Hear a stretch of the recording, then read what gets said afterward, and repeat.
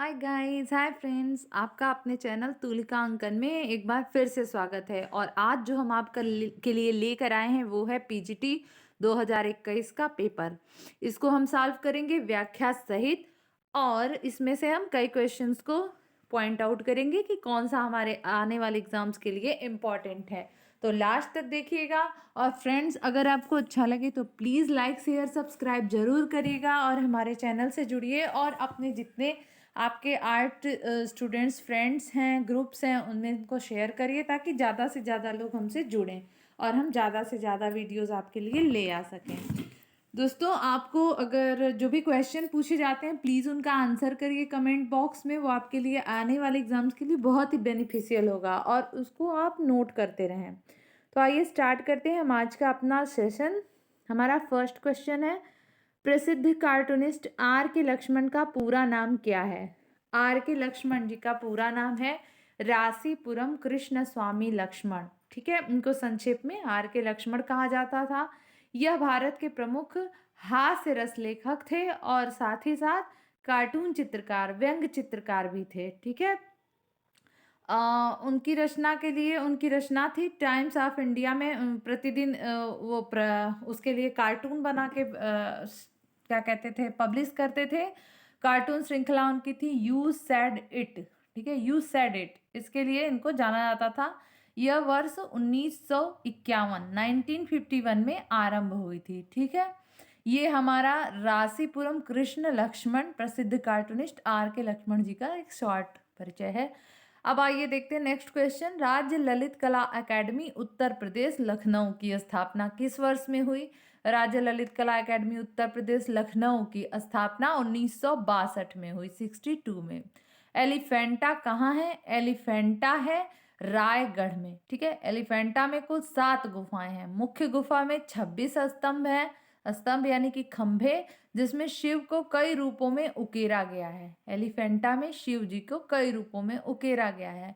पहाड़ियों को ये गुफाएं काटकर बनाई गई हैं और मूर्तियां ये दक्षिण भारतीय मूर्तिकला से प्रेरित हैं।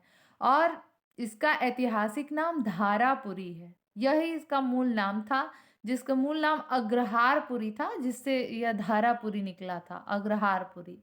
एलिफेंटा नाम पुर्तगालियों ने दिया क्योंकि यहाँ का जो पत्थर फ्रंट है, जो पत्थर है वो हाथी के आकार का है, इसलिए एलिफेंटा नाम दिया पुर्तगालियों ने। नेक्स्ट क्वेश्चन, काव्य प्रकाश के रचयिता कौन है? काव्य प्रकाश एक ग्रंथ है जिसके रचयिता हैं आचार्य मम्मट।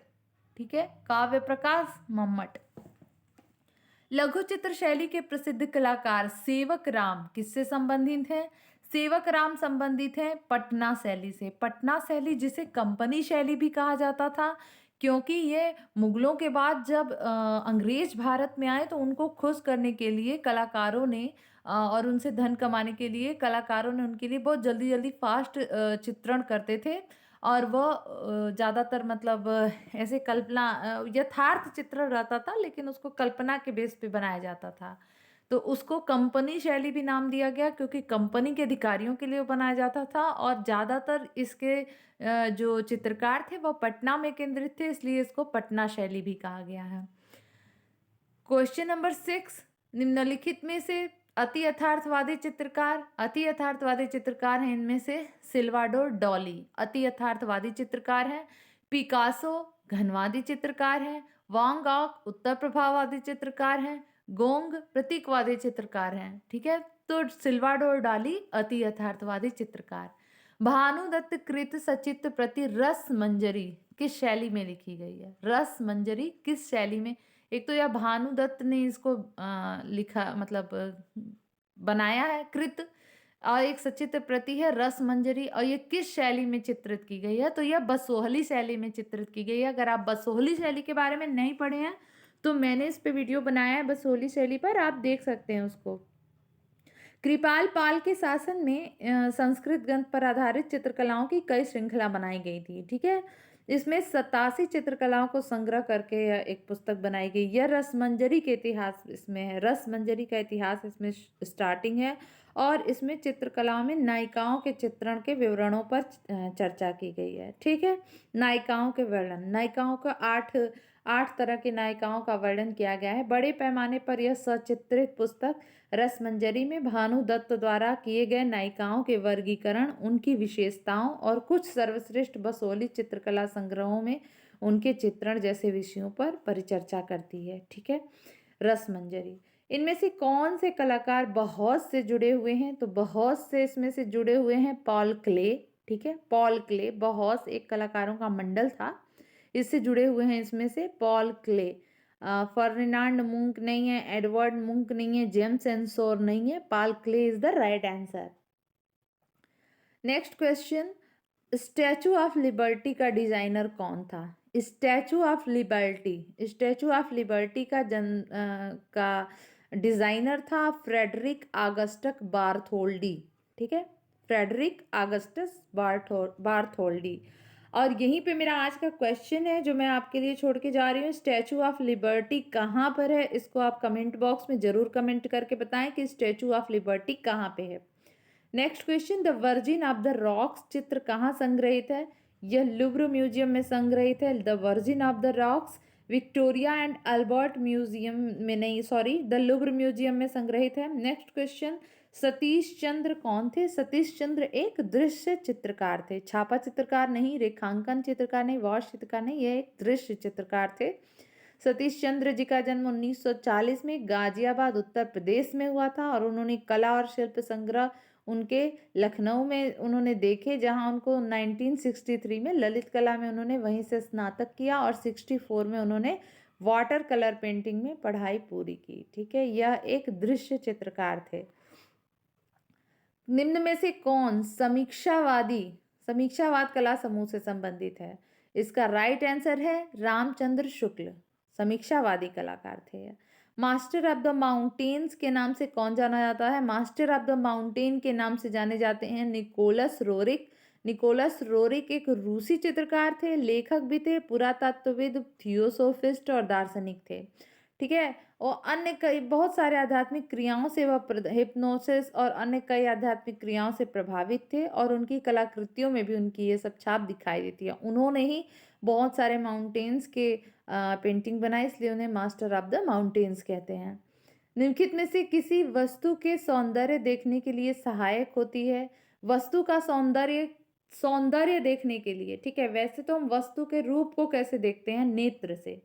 वस्तु का रूप हम नेत्र से देखते हैं और उसका सौंदर्य कैसे देखते हैं? अपनी इंद्रिय संवेदना से। हमारी इंद्रिय संवेदनाएं कौन कौन सी हैं जिनसे हम देखते हैं? हमारे इंद्रिय पार्ट्स जो भी हैं वो हैं आँख है, नाक है, कान है, जिह्वा है और हमारा स्किन है। ठीक है, तो इससे हम किसी भी चीज़ को अपने अंदर महसूस करते हैं, इन्हीं पांचों चीज़ों के थ्रू ना, किसी चीज़ को देख के, महक के, टेस्ट करके, सुन के या टच करके।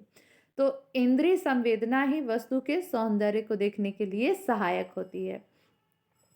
नव प्रभाववादी शैली के जनक कौन थे? नव प्रभाववादी शैली के जनक थे जॉर्ज श्योरा।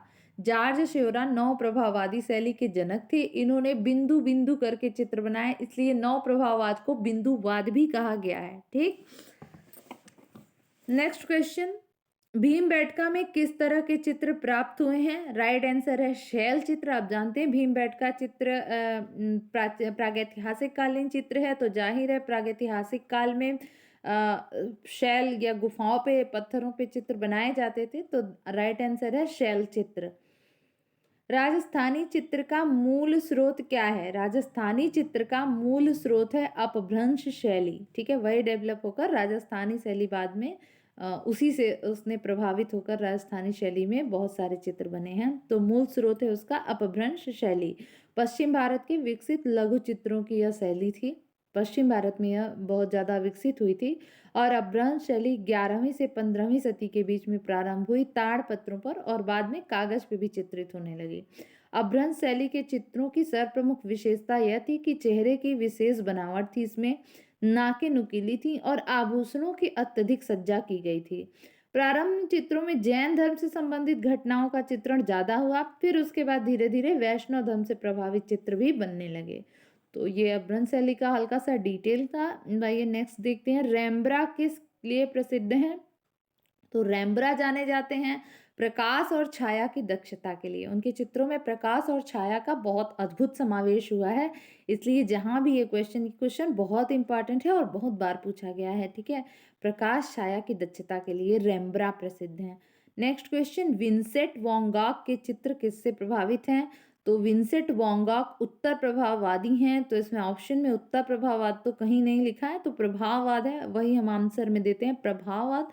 जबकि विंसेंट वैन गॉग उत्तर प्रभाववादी थे। प्रभाववाद के बारे में हमने वीडियो ले आए हैं, हम ला चुके हैं, और आप इसे अगर नहीं देखे हैं तो देख सकते हैं, जरूर देखिएगा उसको। रणवीर सिंह विष्ट की श्रृंखला कौन सी थी? रणवीर सिंह विष्ट की श्रृंखला इसमें से कौन सी है? Unwanted. Okay, unwanted Ranveer Singh Bisht की श्रृंखला है।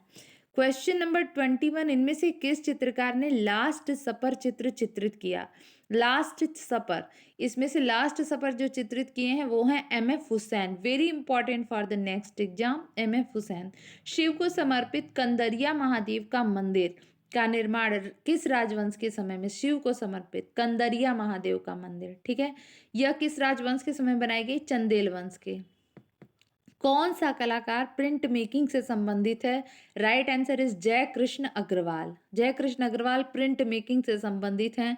यह उत्तर प्रदेश अमरोहा में 1941 में जन्म लिए थे, और जय कृष्ण 1962 में यह government college of art and craft Lucknow से ललित कला में इन्होंने स्नातक किया।